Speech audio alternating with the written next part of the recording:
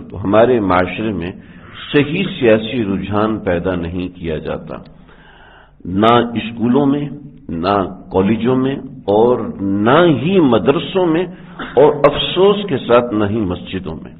یعنی اس کو ایک کافروں والا کام سمجھا جاتا ہے سیاست کو، حالانکہ پیارے آقا صلی اللہ علیہ وسلم نے زندگی بھر سیاست کی ہے۔ آپ علیہ الصلوۃ والسلام کا جب انتقال ہوا تو صحابہ کرام اپنا خلیفہ منتخب کرنے سب سے پہلے اٹھے ہیں، غسل، تجہیز و تکفین اور جنازہ سب بعد میں ہوا۔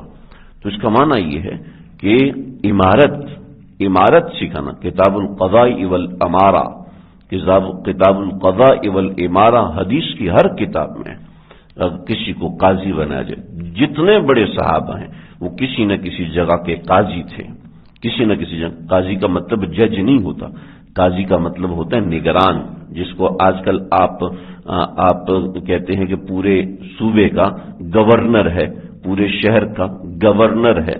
تو گورنر کو عربی میں قاضی کہتے ہیں، جج نہیں کہتے، صرف جج نہیں کہتے، بلکہ قاضی کا کام جج والا بھی ہوتا تھا، قاضی کا کام امامت بھی ہوتا تھا، قاضی کا کام، چنانچہ اس زمانے میں صرف قاضی خطبہ دیا کرتا تھا، چنانچہ جمعے کو سب لوگ قاضی کے پاس آتے تھے جمعہ پڑھنے کے لیے، اور عیدین پہ سب لوگ ایک قاضی کے پاس جمع ہوتے تھے عید پڑھنے کے لیے۔ پھر جب آبادی تقسیم ہوئی اور ڈی سینٹرلائزیشن ہو گیا، اور پھر عجیب طرز کے ایسے نمونے دیکھنے کو ملے، تو پھر علماء کرام کی تحقیق کے مطابق پھر ہر جگہ کچھ الگ ایک نظام قائم ہوا، ورنہ حجاج ابن یوسف صبح نکلتا تھا اور خطبہ دیتے وہ عشاء کے بعد جا کے عید کی نماز پڑھاتا تھا۔ یعنی اس طرح کا معاملہ ہو گیا۔ تو ورنہ اصل حقیقت یہی ہے۔ چنانچہ آپ دیکھیں، آپ کو اپنی تاریخ کے اندر جو بڑے بڑے حکمران ملیں گے، جو بڑے بڑے نیک حکمران ملیں گے، وہ کہاں سے پیدا ہوئے ہیں؟ اورنگزیب عالمگیر، جس نے پورے ہندوستان کے اندر اپنی بادشاہت کا ڈنکا منوایا تھا، اورنگزیب عالمگیر کا روزگار یہ تھا، وہ قرآن مجید کی کتابت کرتا تھا، یعنی ایک کاتب تھا، وہ قرآن مجید کی کتابت کرتا تھا، اور قرآن مجید کی کتابت کرنے کی ہر ایک کو اجازت نہیں ہوتی تھی۔ جیسے آج کل تو چھپائی خانے بنے ہوئے ہیں، چھاپا خانہ بنے ہوئے ہیں، اور قرآن مجید کی چند ایک نسخے ہیں جو کہ بیروہی حضرات کے لکھے ہوئے ہیں، اور وہی نسخے آگے چل رہے ہیں۔ کسی کو قرآن مجید کو کمپوز کرنے کو الاؤڈ نہیں ہے، کسی کو اپنے طریقے سے اپنے طرز سے چھاپنے کی اجازت نہیں۔ آپ کو قرآن مجید ملے گے، 15 لائنوں والا ہر قرآن ایک طرز کا ہوگا، 16 لائنوں والا ہر قرآن ایک طرز کا ہو، اس کے صفحہ نمبر 100 کے آخر میں جو لفظ ہے، دوسرے قرآن کے صفحہ نمبر 100 کے آخر میں بھی وہی لفظ ہوگا، چاہے وہ کسی کمپنی کا چھپا ہوا ہے، چاہے وہ کسی چھاپا خانے کا چھپا ہوا ہے۔ 16 لائنوں والا قرآن مجید بالکل ایک ہوگا، اس کی رکوعات بھی ایک طرز کے لگے ہوں گے، ایک تحریر کے لگے ہوں گے۔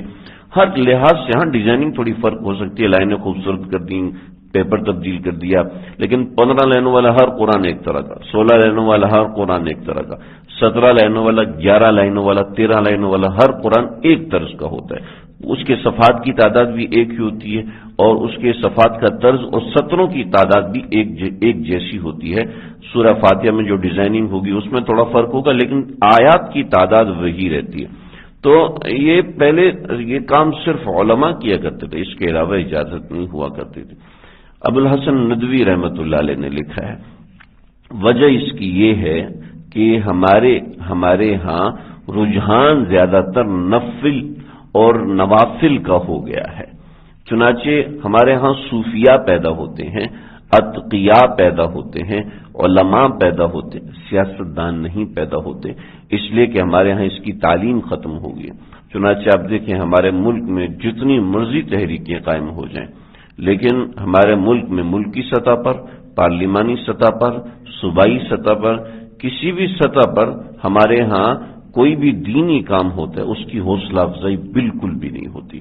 وجہ اس کی یہ ہے کہ ہم سارے قصوروار ہیں کہ ہمارے ہاں سیاسی تعلیم بالکل بھی نہیں دی جاتی، اور سیاسی تعلیم کے لیے ماہر، تجربہ کار اور سمجھدار اور سکھڑ قسم کے لوگوں کی ضرورت ہوتی ہے، جو واقعتاً اپنے دین کے ساتھ مخلص ہوں۔ چنانچہ اگر سیاست کا انکار کر دیا جائے تو حضرت سلیمان کی نبوت کے بارے میں ہم کیا کہیں؟ سیاست سے کوئی انکار نہیں کر سکتا۔ آپ علیہ الصلوۃ والسلام نے اپنی جگہ پر اپنی اسٹیمپ کسی کو نہیں لگانی تھی، زندگی بھر آپ نے اپنی مہر کسی کو نہیں لگانے دی. جس کو بنایا قائم مقام امیر بنایا، نائب امیر بنایا. امیر اپنی جگہ کسی کو مقرر نہیں کیا. جس کو مقرر کیا نائب مقرر. نماز کی امامت میں آپ نے ابو بکر کو مقرر کیا. عبد الرحمن بن عوف رضی اللہ عنہ نے آپ کی جگہ نماز پڑھائی.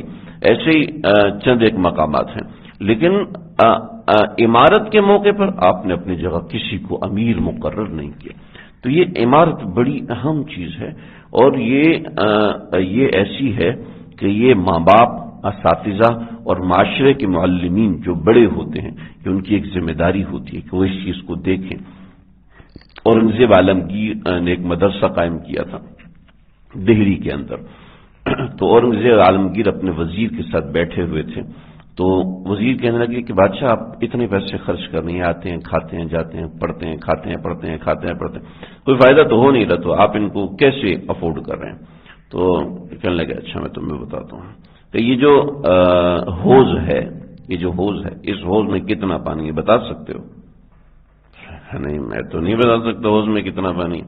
آج کل کے حوض بن رہے ہیں فٹنگ کے اعتبار سے، اس میں اتنا لیٹر پانی آئے گا، لیکن پہلے زمانے میں تو ایسے نہیں. وضو کے لیے حوض بنتے تھے اور حوض میں پانی ہوتا تھا.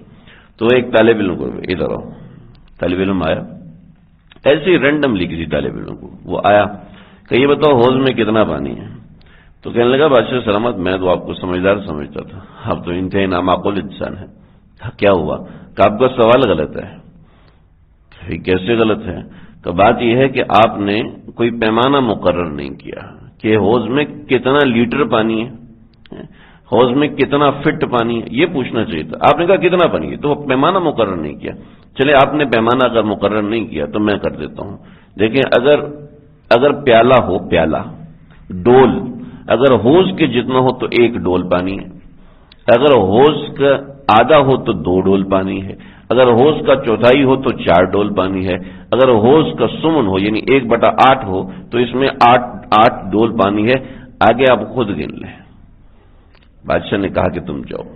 اب وزیر سے کہا کہ دیکھو کتنا سمجھدار طالب علم، تم بوکھلا گے کہ میں کیسے بتاؤں پانی کتنا ہے، لیکن اس کی عقل اپنی جگہ پر رہی اور اس نے میرے سوال کو غلط ثابت کیا اور جواب صحیح دے کے چلا گیا.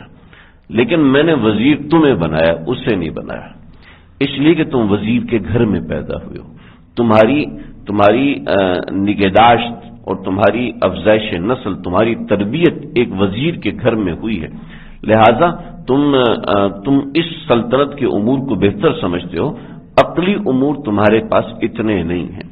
چنانچہ سمجھ لیں کہ محض عقل مند ہونے سے، محض تیز ترار ہونے سے انسان کسی جگہ کو حکمران نہیں بن سکتا، بلکہ اس کے اندر خداداد صلاحیتیں ہوتی ہیں. وہ صلاحیت پیدا ہوتی ہیں اس طرح کی محنت